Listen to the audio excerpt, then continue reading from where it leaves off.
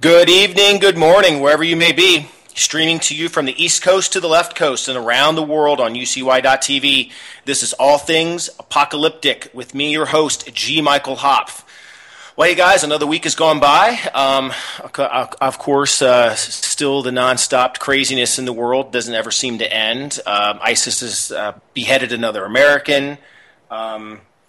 Ebola kind of popped up in the news again. It kind of always is there, but it definitely doesn't have kind of the bigness or the headlines that it had before the election. I guess there was a doctor that we brought over to a hospital in Nebraska, and he unfortunately has died from the disease. So that brings two people that have been in the United States that had had the disease, not contracted here, but that had it, that contracted it outside the United States, but brought here, have died. So I feel sorry for that individual and his family, etc. I understand he was a doctor, so that's it's really sad. But for the most part, I think you guys know my opinion on Ebola. I don't think it's much of a thing that we should overtly be too concerned about. I don't think it has, unless it mutates and becomes something else, I think that we're going to be okay here in this country. Tonight I've got a great guest. I've talked about a lot of things, obviously from Ebola to EMP type grid down scenarios, but one thing that definitely is a absolute real threat to our nation, and I think sometimes gets overlooked quite a bit, is cyber terrorism or a cyber attack. In fact, if many of you might remember, back when Department of Homeland Security Secretary Janet Napolitano was kind of giving her final interview, kind of an after-action on her time at DHS, et cetera, and what she was asked kind of what the greatest threat she saw coming to the nation, the greatest threat that existed was a cyber attack. And she warned about it would be an unprecedented and that as well as an unprecedented natural disaster she was worried about. But mainly she was very, very concerned about a cyber attack. And so tonight I have a guest. He's a cybersecurity expert as well as a best-selling author of the book Cyberstorm. His name is Matthew Mather. Matt, are you here? Yeah, I'm here. Great. Well, again, thanks for coming on, taking your time, and being on the show. Why don't you tell the listeners a little bit about you, your background, etc. Sure. Well, I'm an author now, although I've spent most of my life in the entrepreneurial field, and then for the past 5 or 10 years, I was working in the cybersecurity arena, where I still do some work, although. Nowadays, much like you, I'm more of an author than anything else. But I still very much like to keep connected and keep involved in the cybersecurity field. Well, you started your career out. I thought I was on your website, MatthewMather.com, and on the About You, on your bio, it says mentioned you started your career at McGill Center for Intelligent Machines. Why don't you tell our listeners what that is? Well, McGill is a big Canadian university, but they like to think of themselves as the Harvard of the North, if that gives any comparison. But the McGill Center for Intelligent Machines is part of the electrical engineering and computer engineering department, where we worked on artificial intelligence, everything from machine vision to robotics. So I did some work right after I graduated, and I did some graduate work in the field of machine vision, and built some robotic actuators way back when. That was kind of the starting out of my career. That stuff's exciting, and you see more and more of. I mean, it seems like there's not a time that I don't turn on some kind of a news outlet or mainstream news outlet or kind of even alternative news outlets where they're talking about robots and intelligent machines or AI specifically seems to be kind of a topic that you see often nowadays. Where do you see that happen? I mean, it's definitely going to come, but it seems like we're reaching this kind of. Like every single year, where things are being more integrated there, and the concept of artificial intelligence being a part of our daily life is coming. What are your thoughts on that? Well, I think it's actually already here. the thing that you define as intelligent machines, which are learning machines, are already integrated in everything from the fuel injection machine in your car to the way that your websites work to just about everything around us actually has intelligent software, kind of quote unquote, built into it. I mean, so that's like one starting point. Another I think milestone that almost nobody has really paid much attention to this year, but for me is like landing on the moon, is that the Turing test was beat for the first time this year. So just in April 2014, they did a test where you have kind of a black box thing where you put people and then the machine inside of a black box and have people on the outside talk to it. And then if more than 1/3 of the judges can't tell if they're talking to a machine or to a person, that passes this threshold. And so this year, for the very first time, you've had machines being able to pass the threshold of being able to fool people into thinking they're people. That is amazing. I mean, that is it's stuff of science fiction.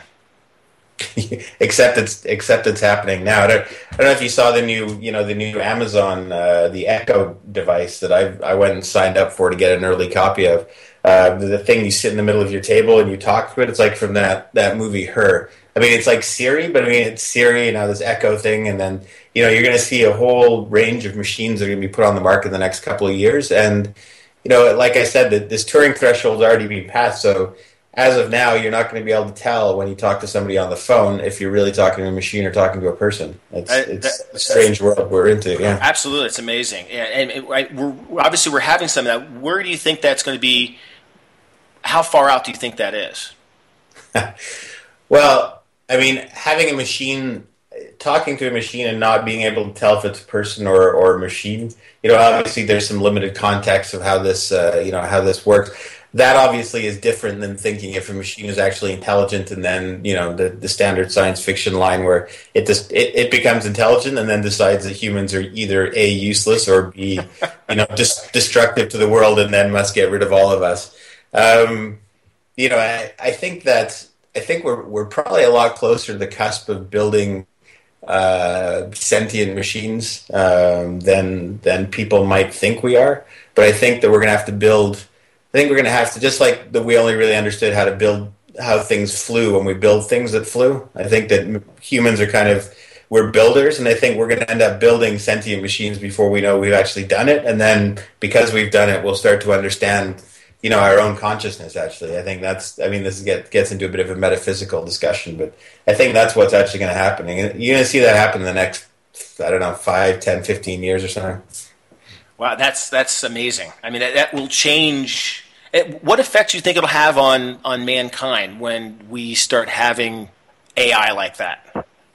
I have absolutely no idea. I just finished writing a book called Darknet, which is about the rise of a certain type of AI. Every time you have an AI come out, you always, the standard scenario is, I think, therefore I am, and then it suddenly realizes that human beings are bad and must kill all of them. And I think, the thing is the way that machines think. In the recent times, we've gone from rule-based machines to machines that do things based off very large statistical inferences, like Watson, which is able to do sort of a reverse lookup of things, and they think about things in very different ways than we do. We kind of have a rule-based thing, you have a gut and intuition. I think when you start to have machines that are actually intelligent and then become self-aware, I think they're going to think in very different ways than we are. And what's going to happen from that point on is very hard to tell. I do think there will be there's going to be a bit of runway. I don't think you're suddenly going to have intelligent machines that are going to take over the world in, one day. There's going to be, there's a process. But the other side of that process is that humans are also integrating machinery into their own bodies at the same time. Like we don't usually drive, a lot of people in the Western world, you don't drive somewhere now without having your driving app, or you don't make a phone call without using the machine to make the phone call and get numbers for you. So all those bits of things like remembering where things are and remembering phone numbers, we're externalizing all of that into the machines, but the machines are sort of becoming part of us at the same time. So this is another sort of philosophical discussion, but there's, the machines are becoming like us and we're becoming more like the machines. So there's a bit of an integration that's happening. Yeah, absolutely. And the reason I love to ask authors, specifically, those of us that have written fiction, is because sometimes our visions of things come to pass sometimes. We're obviously, we do our research, we know some of the stuff we're talking about. And so what you're writing, say with this new book you've got coming out, could come to pass. It may not be the reality of today necessarily, but it could be the reality in 15 years. Oh yeah, and I mean science fiction has a very strong history of predating the actual things that happen. And in fact, a lot of scientists and engineers that grow up reading science fiction read about certain things, and then they go on to build them just because they've read about them. Right? So somebody thinks about this amazing thing, and some young kid grows up, reads about it in a science fiction magazine, and then wants to, try and build it. And I've seen examples of stuff in the newspapers and things recently. Just yesterday, I saw something on a tractor beam that they built with a laser by shooting it at something and having it do something specific. But actually, they're building a tractor beam, like something right out of Star Trek. And you see all kinds of stuff that used to have only in Star Trek now. Actually, you're starting to see a lot of this stuff actually being built by people. And so, yeah, I think it's sort of a positive feedback cycle. Oh, absolutely. Authors or writers, or we're kind of visionaries in some ways too, and we're looking out and imagining, and then you get somebody that has that same kind of vision and then backs it up with the science know-how. It's amazing. It truly is. I know we haven't touched on cybersecurity yet, because when I was reading your bio, that really interested me. I mean, because the intelligent machines. Then you're probably familiar with the gentleman, the futurist inventor Ray Kurzweil. Are you familiar with that? Yeah, sure. Yeah, of course. So within speaking kind of the intelligent machines and the AI and things like, what are your thoughts on his theory? That he had in The Singularity is Near. Have you read that book? I have skimmed it. Yeah, I started to read it, and I skimmed it as I think many other people would probably have done. And Ray, I mean, he's got the Singularity Institute. I have talked to people out there, and my first set of books that I wrote was on Atopia. It was actually about the singularity and the merging of humans and machines, and so I spent quite a bit of time thinking about that. And in fact, I started up a company when I was 26 in the human-machine interfaces, bringing the sense of touch to computer systems. And so I spent a lot of time thinking about the human-machine interface and the merging of machines with, human senses and all this sort of stuff. But what do I think about it? I mean, I think he's got a good point. And I think there's a lot of really intelligent people that are involved in that, and I agree with a lot of what they say. Some of it can get a little bit far out there. But it's the future's. It's arriving. It's arriving awfully quickly. And some things you think are 25 years away, and all of a sudden, like just the other day, I was reading about something, and they build these artificial eye, like an artificial retina. They get an implant, and I didn't think something like that would be available for 20 years or something. Then all of a sudden, somebody's built one, and they're building a higher resolution array, and all of a sudden, you have like bionic eyes, and so it's just amazing the rapidity with which things seem to suddenly go. Hey, there it is. There's this thing that you never thought you'd see in your lifetime, and all of a sudden, it's there in front of you. So, I don't know what's going to happen in the future. Ray, I think he he's obviously a leader in that thinking in that field, and very, very intelligent guy, and yeah, I mean, I think there's a good chance that what he's saying actually might come true. And some of it's kind of scary. If I'm not going to lay credit that I read the book. I did the same thing, I think, and I would agree. I just kind of skimmed it, but I kind of understand kind of the basis behind what he was talking about. And I did actually. I have a cousin who actually read it, and we've had some wonderful conversations about it.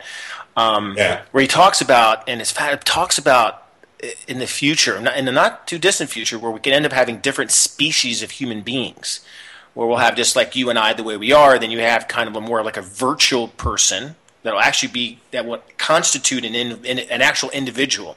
We'll be able to they'll be able to download or upload whatever word you want to use, their consciousness into a computer, and they'll live in a virtual world.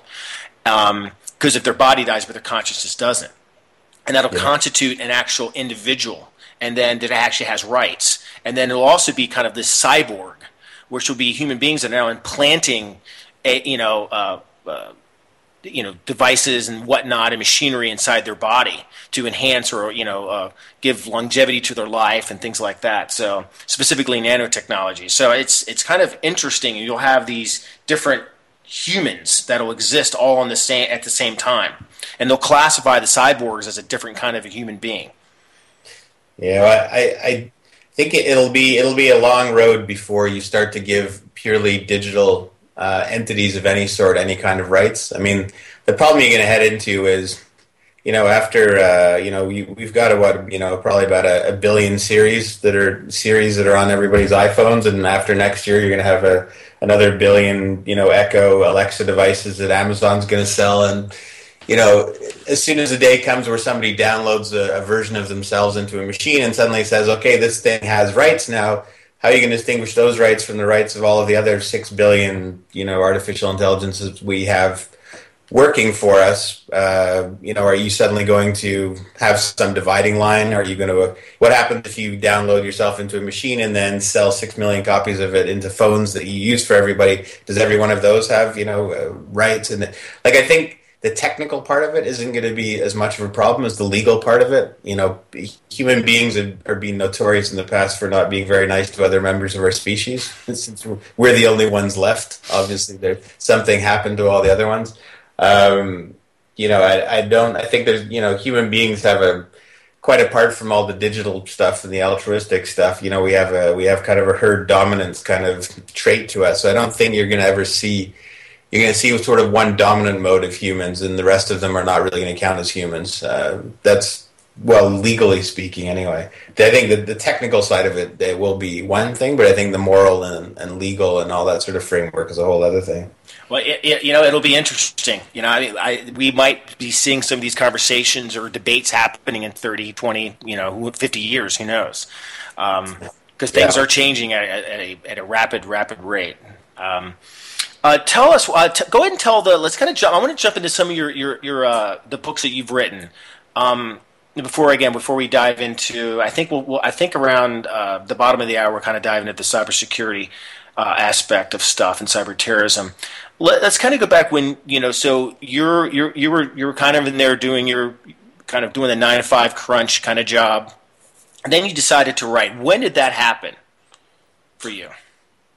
Yeah, when I got to my 40th year, I guess my 40th birthday, I'd been doing entrepreneurial stuff. So I started up quite a few companies. I went down and worked in Silicon Valley for a few years, I did some interesting things. When I got to 40 and I figured I'm about halfway through my life, I decided that I was going to take a bit of a timeout. So I took a year off to sit down and try and write a book. And so the book that I wrote was called Atopia Chronicles, which is a pretty far out there. It's a pretty far out there science fiction book, but it's gone on to sell, I think, 80,000 copies so far. It was picked up by 47 North Publishing after I'd self-published it. So yeah, that book is actually, we were talking about Ray Kurzweil and the whole artificial beings and uploading your mind and all that sort of stuff. That's all contained in Atopia. Actually, I have a whole panorama of technologies in the world that kind of evolves in there. And yeah, so that was actually my first book. It's kind of an awkward book because it's like 4 or 5 short stories connected with a bigger story, and it's, as I've gotten more sophisticated in my writing technique, it just feels kind of awkward. But there it is. It sold quite a lot of copies. It had a positive impact on quite a few people, or at least I got some good feedback on it. And that's how I got into it. Once I'd written that, then I just decided to go into writing full time. And so following the Atopia Chronicles, you went right into, and then Cyberstorm.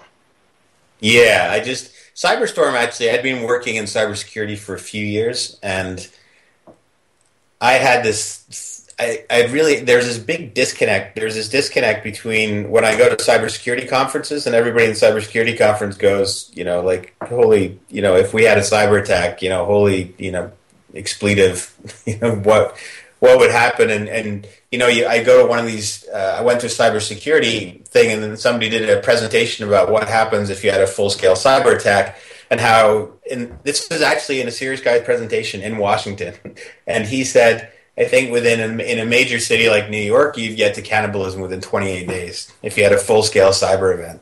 So, and this is counter to if you ask somebody in the public, hey, what do you think a cyber attack would be like? They think, well, it's like computers. My computer will go off for a little while or something. There's this huge disconnect between the cybersecurity professionals, and they could see the actual scale of what would go wrong if something went wrong, and then the average person, which thinks, well, it's just a computer. They think cyber attack is sort of like the war on obesity. It's this sort of metaphorical war that whereas when you talk to the professionals about a real cyber attack, an event, it is not going to be a metaphorical thing. It's going to be something where thousands of people could potentially die, or even worse.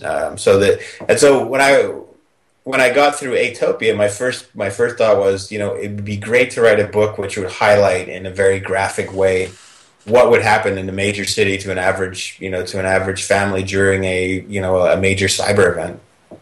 So that was kind of the driving force, and I just had to get that book out. So I wrote it in like 2 or 3 months and threw it out there, and that sold even better. Oh yeah.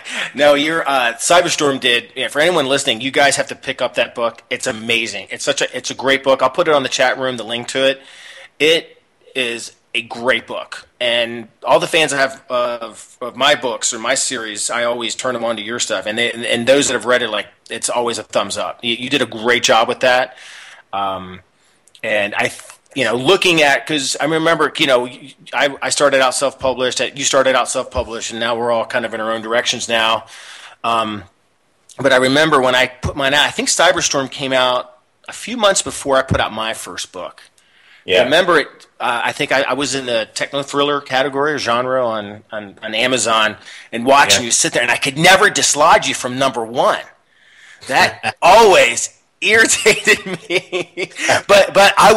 So it's always so fun, for anyone else out there that's listening that are writers or wannabe, it's always fun to talk to other authors and see the experiences that they have. And because I don't ever consider, I know you feel the same way, there's no competition here. We're all in this together, and we just help one another, because there's so many readers out there, and specifically the hardcore readers are just devour books. They just devour one after the other after the other.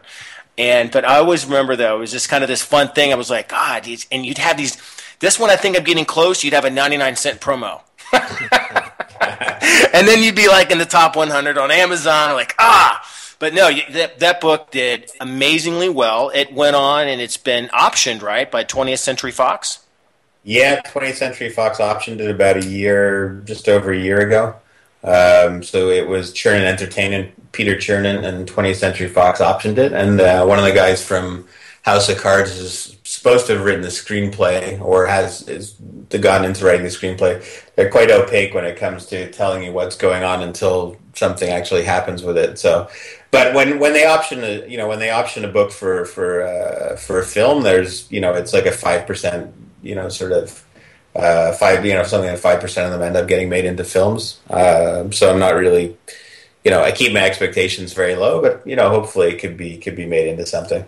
Yeah, there is always that, and it goes. And I was talking to a friend of mine he's actually produced 2 movies himself, and I just got a call. What I've had, there's always interest that happens, and I just got a call from a company called Southpaw Entertainment, and they want to have a conversation with optioning it. And I'm talking to also one of the co-creators of Jericho. They have an interest in also doing something with my first book, and then they're also looking at the series. But anyway, I was talking to my friend Rory about it. He goes, the option one is never a guarantee. And then it goes into what he called production hell. Where it just sits there. You just don't know what's going on. It just, you wonder what the heck is happening with it. And but 20 but for me, and I'm sure you must feel the same way, it just feels good. It feels it's validation. It's a good problem to have in some ways, specifically for other writers out there. I mean, there's always that dream of one is the dream of writing the book, and then the dream of that it gets, whether you're self-publishing or if you're self-publishing it, that it does very, very well like yours did. And then to have someone that is interested in turning it into a movie and spending a lot of money to produce it, that's got to feel really good. Yeah, it did. It's funny when it actually happened. I was moving to my wife has a a family home in England, which she had to sell. So we went over there for a couple of months just to take care of it. And I was just writing, and then she was taking care of what she needed to. She's a nurse. She was a nurse in England, so she was working over there. But anyway, when we flew over, we had this 400-year-old house, which is the house that her old family owned. It had no internet, the boiler wasn't working and all this sort of stuff. So I got over there, and for the first 2 or 3 days, I was trying to figure out, where we could sleep and how to get the hot water working and stuff like that. And I was trying to. I didn't have any email connection. Anyway, so I went to the local gym, which is a little, country farmhouse that's been turned into a gym around the corner. And I went and checked on my email, and I had like about a dozen frantic emails from my agent, saying, "Call me back. 20th Century Fox wants to buy it," and blah blah. And they had like a 24-hour deadline, which they'd blown through, and they actually offered a certain amount of money, and because they thought I was stonewalling them, they actually offered 50% more, but it was only because they couldn't get in touch with me. so then I emailed the guy. I emailed them back, and they said, "Here's the money that we could give you," and I said, "Yes, take it." And then they're actually almost in tears on the other end in New York. I think it was like 4:00 in the morning, and they were pulling their hair out. So, so it all worked out. It is a very nice. It's actually a bit of a surreal feeling, I guess. When it actually happens, because I was just sitting there in sort of the garden of this gym, and there were birds chirping, and there was a blue sky, and I was just nothing happened. But all of a sudden, somebody had, bought this book for a pretty good sum of money, and it's kind of a strange thing. But it does happen. I mean, it started off. I have my friend Andy Weir. I don't know if you know Andy, who wrote. I mean, he started off. He wrote The Martian, and he had it up on his website where I think it was free to begin with. And then he put it onto Amazon for 99 cents because they wouldn't let him put it up for free on Amazon. That was how he got started off. Honestly, he wanted to give it away for free, and it was just downloading like crazy. And then 20th Century Fox, I think they actually came in and bought it. And then they bought it and Random or Penguin, can't remember which one. Anyway, they picked up the rights to then took it off the market and then put it back on for $9.99 for 10 times more than he was selling it for before. And it's gone on and sold really well. And now, not only did he get optioned, but he's got Matt Damon starring in the movie next year, right? And this crazy, like, it's just it's amazing how, you can go from. It sounds like a fairy tale, but I know personally 2 people that have gone from just self-publishing something and not knowing what's going to happen to actually getting optioned and actually having a film made out of their book. So it does actually happen. No, I know. I met Andy at Comic-Con this past summer. I first met him at the Penguin Random House had a party, Comic-Con party that I was invited to, and I met him there. And then we were all signing books and stuff on the Saturday after doing panels and stuff at Comic-Con. But he's got a great story. I mean, and again, it's similar to, and that's why I've always been a big person that wants to help and promote and mentor writers to try to get up and do things. A lot of people think that there's only one way to do it, and it came up in the panel I was actually on at Comic-Con. Somebody came up there. It was right at the last 10 minutes of the panel, and this woman came up and asked a question and about publishing. And on the panel was like James Rollins, Mia Grant, Catherine Howe was on there and with me, and Mia Grant was just only about doing the mainstream, the big 5, and so I was like, well, hey guys, there is another way.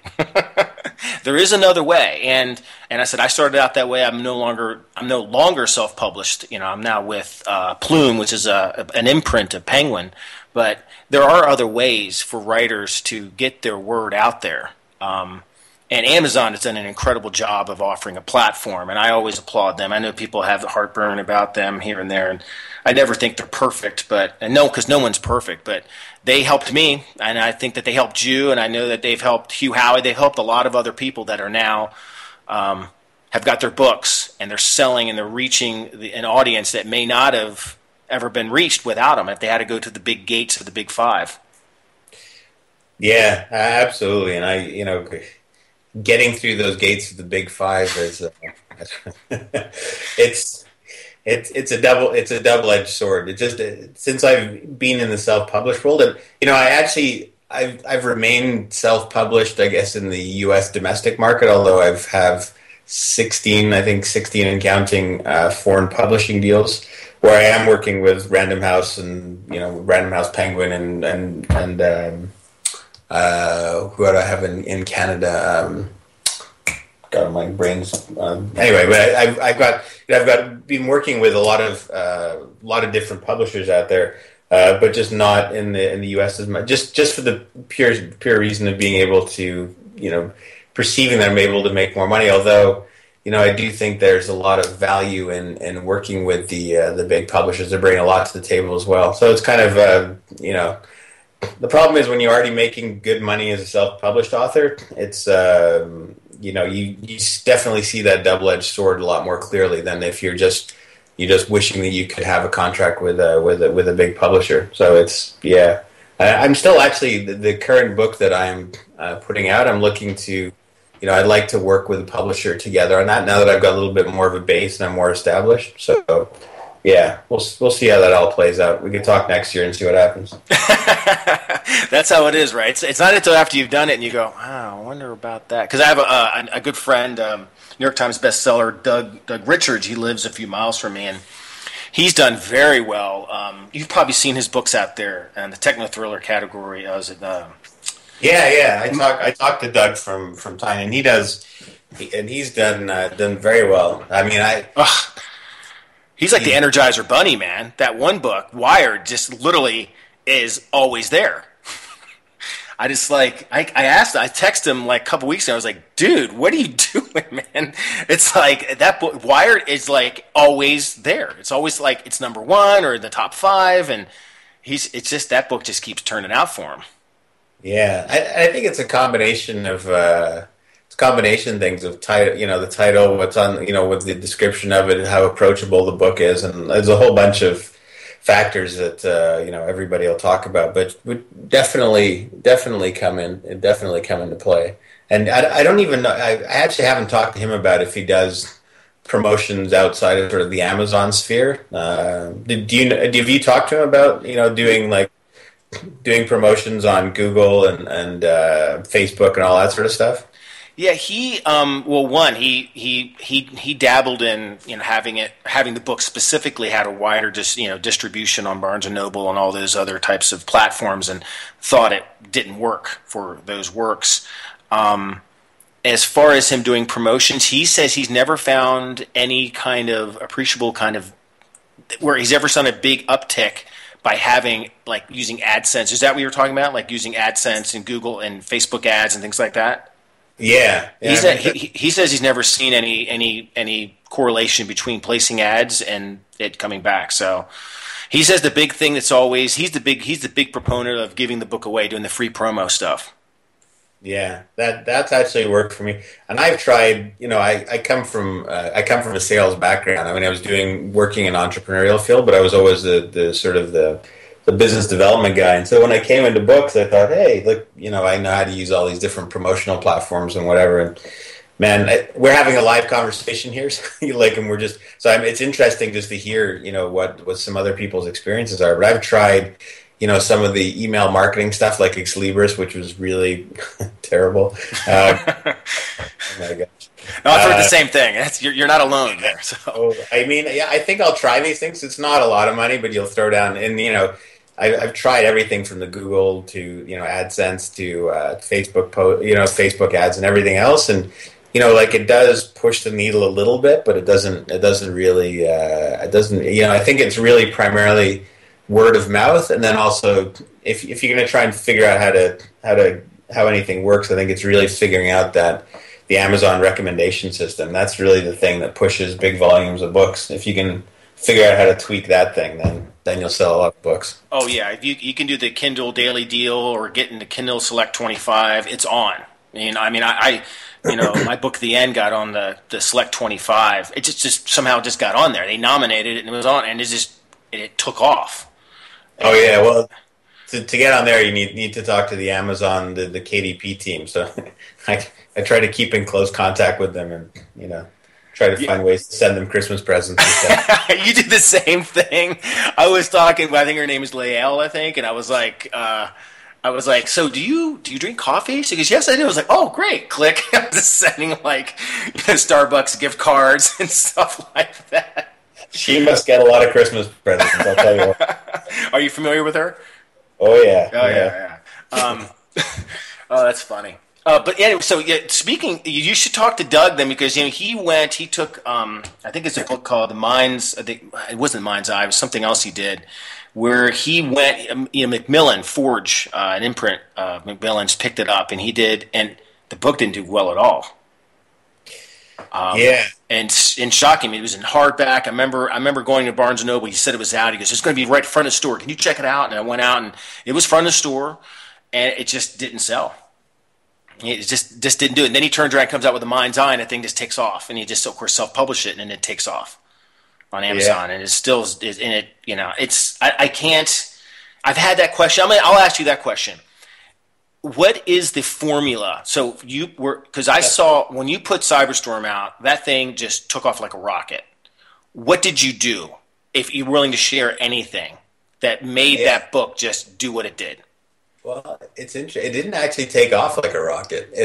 I mean, from outside point of view, it looks like it does. It's like when people say, "Oh, yeah," there's like everybody that's an overnight success is probably 2 years of sweating it out in the dark before anybody notices them. But it didn't take that long. But for Cyberstorm, I put it out and I had very high hopes for it, and it kind of languished about. It didn't do badly, but it was languishing about 500 or 600 on the Amazon, as Amazon sort of top 500 or 600. And then I think after 2 months, I actually talked to my agent, because we were trying to sell the book in for film, and I said, well, I'm just gonna, it seems to get good attention from word of mouth. So I said, I'm just going to put it up for 99 cents, whatever, And so actually the interesting thing, I put it up for 99 cents, and then the book, even though I was only making 1/6 of the amount per book, instead of selling it for $3, because you only get half of the amount of revenue from it. But it sold, 6 times more. So I ended up making about the same amount of money, but the book went up into the top 100. And then all of a sudden it was selling, 500, 1,000 copies a day. And I just left it like that for 3 months, and that was really how it got enough word of mouth, I guess. I think there's an observation there when I put a new book out now. I think I'm going to do a time where I'll offer, what Doug does when he offers it for really low price or for free. What it does is it enables a book to find its base of readers. Like the best word of mouth is a recommendation from a friend, and if you can get your book into enough people's hands and enough people like it, and then they're going to recommend it to their friends that they know would like this book, it's sort of like rolling a snowball down a hill. So if you can sort of put it out inexpensively for a certain amount of time so that it can find those people, assuming it will find those people, then it's sort of like for Cyberstorm just rolled the rock down the hill, and then the price went back up to $2.99 or $3.99, and then all of a sudden it was still selling 500,000 copies a day at the at the full price. So it was really the putting it out for a low price at the start that got the whole thing going. Yeah, I figured that's what it was. I remember when you put your book at 99 cents, and it stayed there for a long time. I think I put it for 3 months. Yeah. Which requires a little bit of steel will, because you want to put the price up to make more money, because you're trying to put bread on the table, but at the same time, I was trying to see through the sort of plan to what I thought it should do. So anyway, it ended up working well. So yeah, I remember at that time. It was like last summer, right? Mm-hmm. Yeah, I think you was in the book Atlantis were kind of going back and forth, fighting for the number one spot there in the techno thrillers. Well, I think Jerry won. He's done well too. I mean, that's another success. That's another great series he's got there. He's done really, really well. Excited for him too. Good stuff. Yeah. I talk to Jerry a little bit every now and then. Yeah. So that was it. I mean, it seems. I think people think that you give something away for 99 cents. It sort of demeans the value of the product a little bit. and people worry about selling. The thing is, people don't really have a good image of is just how many people have Kindle or e-readers out there. Like it's tens of millions or even hundreds of millions, in the English language now. And so no matter how many copies you give away for free or how many you do for a low price, there's still an endless ocean of people left to buy your book, So it's not like you really put it, even if you give away 30,000 copies for free, you're not making a dent in the number of people that might want to buy your book. It's just there's just so many of them out there. Yeah, I that's what's always shocked me with Doug, and Doug doing a lot. He just consistently does these giveaways, for a period of time for his book, the Energizer Bunny book, The Wired, and how that he'll have it out there, and it starts to slip a little bit. He gives it away for free, and he always tells me shocked. He'll get 20, 30,000, 40,000 downloads as free, and come back, and then he's right back up there, and he stays there. And he's same thing. It's like he cannot stop giving it away, and it's still not having huge, 5-digit people downloading it. It's amazing. And he's been doing that for 2 or 3 years for that book. Yeah. Well, I did a giveaway for Cyberstorm over a weekend once, and also I got 30,000 downloads in a weekend, which is great, and people appreciate that. I mean, the thing that I don't have, and I've written actually a couple of more books now, but I haven't got them all out there. I've actually got I've got 2 books kind of now that I haven't got out. But if you do the free book giveaway thing, it helps sell all of your books. So I think it's really powerful when you've got 5 or 6, 7 books out there. You just keep on cycling through, give one away for free, and it sells all your other books also. So yeah, it's a great plan. Although I think everybody else knows this plan now. Yeah, everyone's onto it. Let's pivot a little bit. I want to kind of talk about your book Cyberstorm, but also pivot to the talking about cybersecurity and cyber terrorism. I think a couple weeks ago, I was listening to the news, and in fact, even the Chicago Tribune, I just pulled up an article from, I think it was yesterday, and they're talking about a malware that was implanted into critical infrastructure software called Black Energy. Are you familiar with that? I'm not familiar with that. Is that it was a malware that was put into? No, I'm not familiar with it actually. Yes, so the article goes. It's dated November 17th, and it says years ago, hackers planted malicious software in computer systems that control parts of the United States' critical infrastructure, including pieces of the electrical grid, gas, and water systems. The malware, which DHS was warned about only last month, was dubbed Black Energy and was traced back to the Russian government, according to the article in the Chicago Tribune. Well, you may not be aware of that. Your background in cybersecurity, and specifically the book Cyberstorm, deals with an incident where there's a cyber attack, correct? Yeah, there is so in Cyberstorm there's a cyber attack.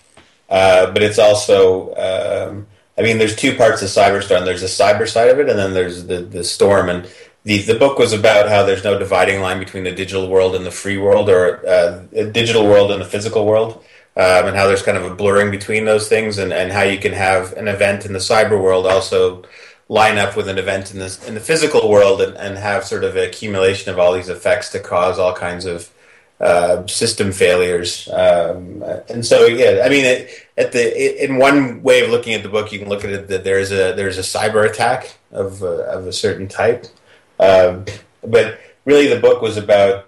I use it as a platform, like I said, for talking about this big divide between the public's perception of a major cyber event and what the professionals thought. But also talking about issues like privacy and personal security online, and how people have a responsibility for that, and what corporations should be doing, what governments should be doing, what people should be doing. There's the whole sort of discussion that's framed inside of this disaster book.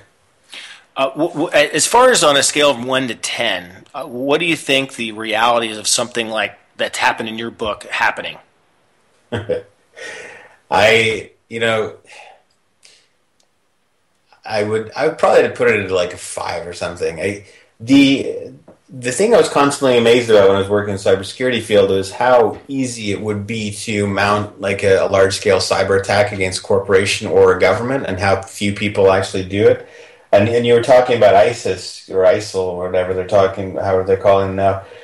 And the scary thing there is that and they're posting these videos up and they're using social media, but this is the first group, the first sort of breed of these hardened extremists that have grown up on the internet. And the previous group, the Osama bin Laden, the reason why they didn't mount any cyber attacks, even though I could teach my grandmother how to mount a cyber attack in an afternoon, using like a software you could download off the internet. The reason why they didn't do it was just they're not, they didn't come from a generation where anything to do with a computer made any sense.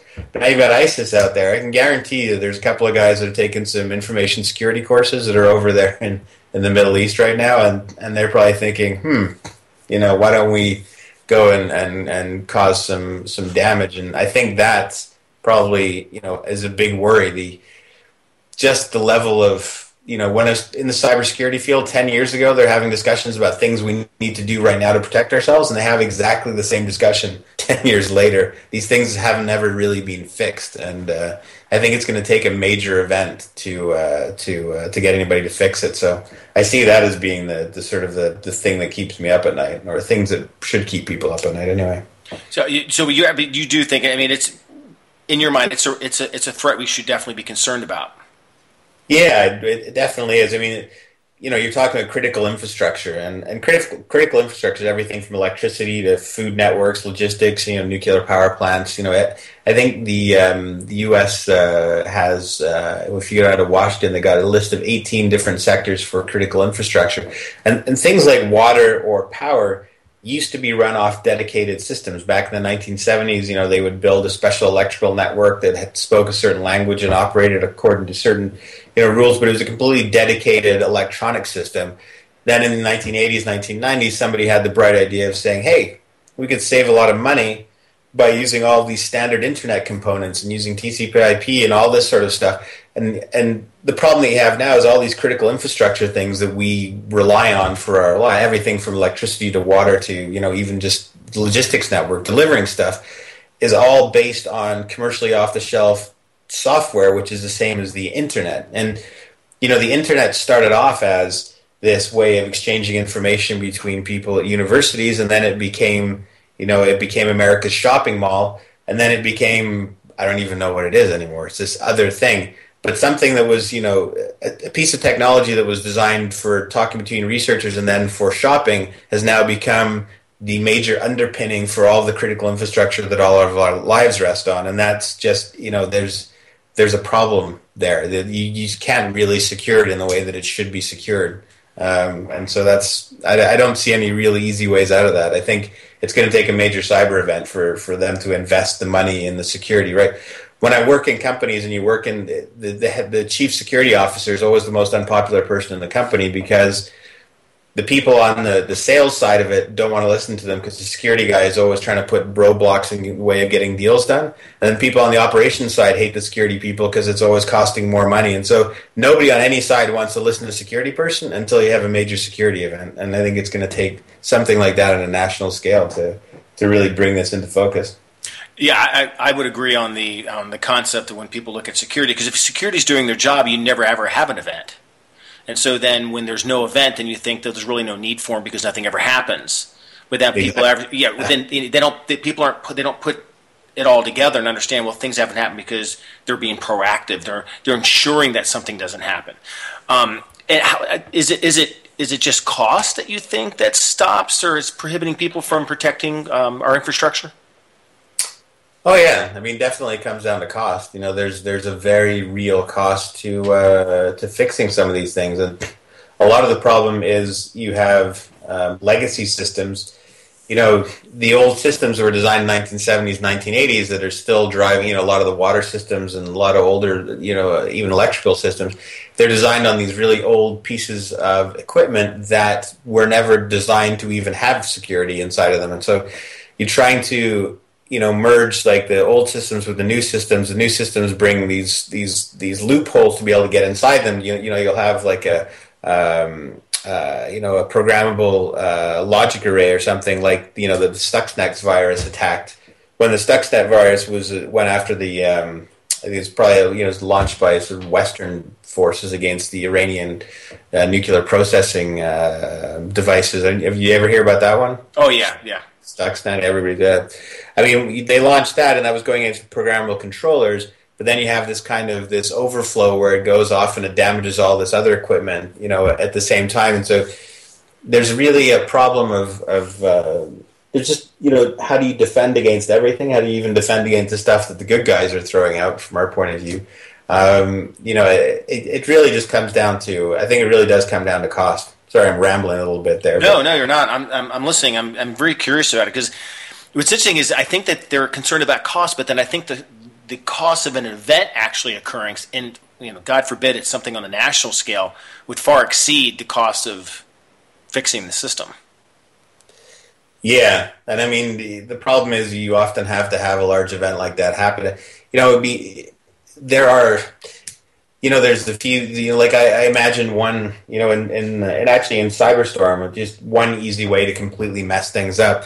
The national, the emergency alert system. Actually, the U.S. the emergency alert system for different types of disasters and things. Yeah. There's one company actually in the U.S. that puts out over 80-90% of all that does the software for all of these emergency alert systems, and just as an example, all you'd have to do would be to hack or get a way into that company for them to put a backdoor into somebody put a backdoor into their software, put out a fake emergency alert about an Ebola virus, for instance, coming out in your local hospital or something. All you have to do is have that one event happen. All the cell networks in the entire United States will come down because everybody will start phone calling at the same time.